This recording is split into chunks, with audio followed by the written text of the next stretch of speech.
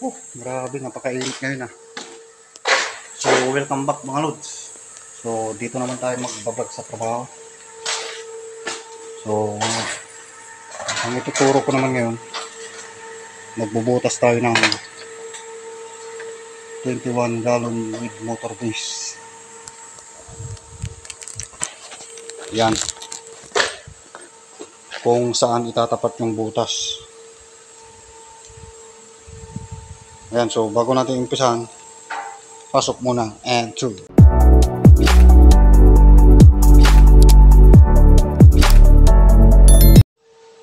Okay, so ganito magbutas.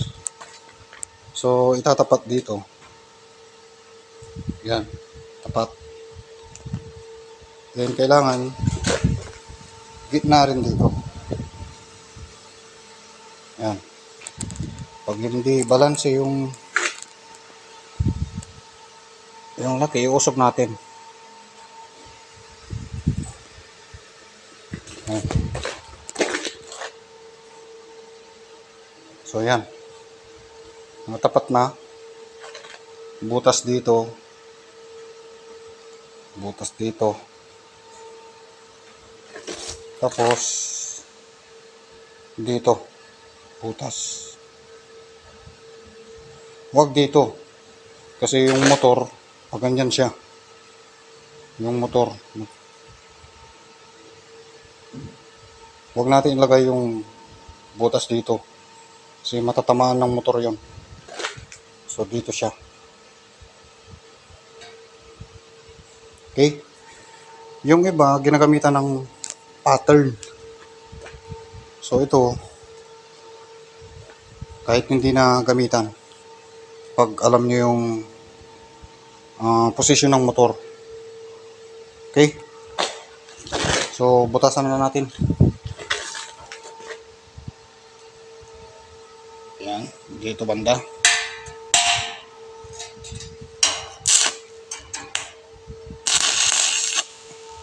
So, dito. Para sa 1/4. 1/4 na coupling. Yan. Tapos dito naman. Tapat dito.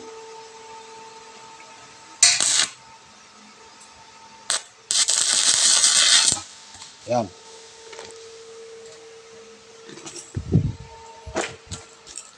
Tapos yan. Iusog konti dito. Yan. Itong kanto na to, diretso. Tapos dito yung butas. Okay? Para sa ano naman to, inlet, 3/4 na nipple.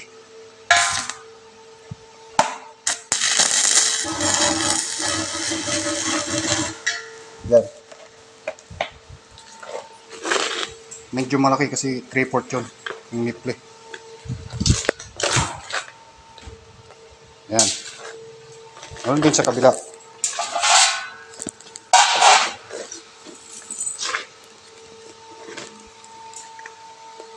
Bigyan ko ng ilaw. Yan. Gitna. Ayan. Pag gitna na. So parang hindi pa.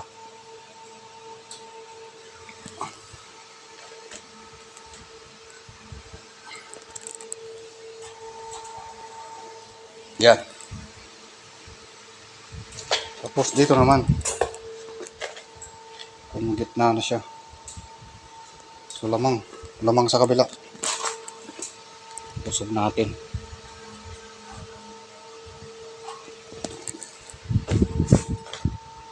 Ayan. So gitna na.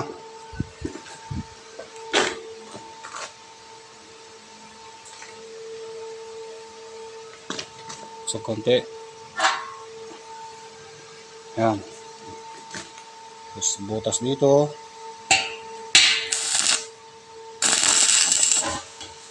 Yan. Butas dito. Yan. So wala nang welding rod. Palitan natin.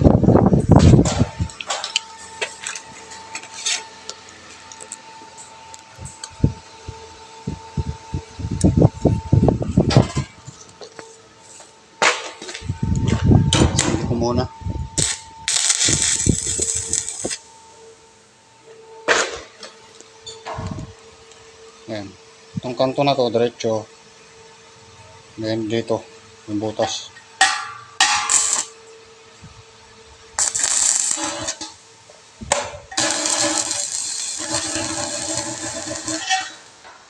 Yan.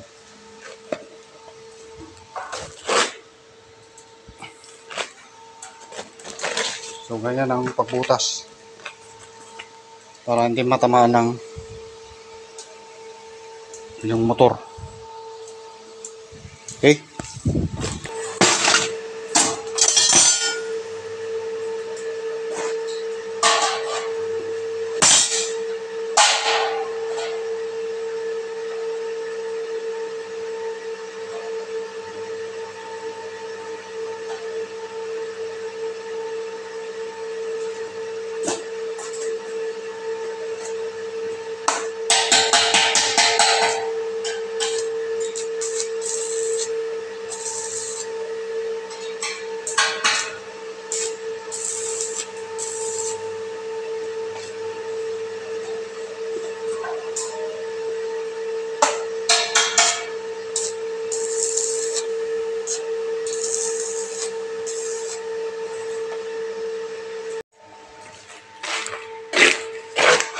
So, ganyan yung tsura niya. Ayan. So, pagka ganito, hindi na babangga yung motor. Ayan. So, pag nandito yan, babangga. So, dapat ilalabas. Okay? So, hanggang dito muna, mga lods. Maraming salamat sa panonood. Yeah.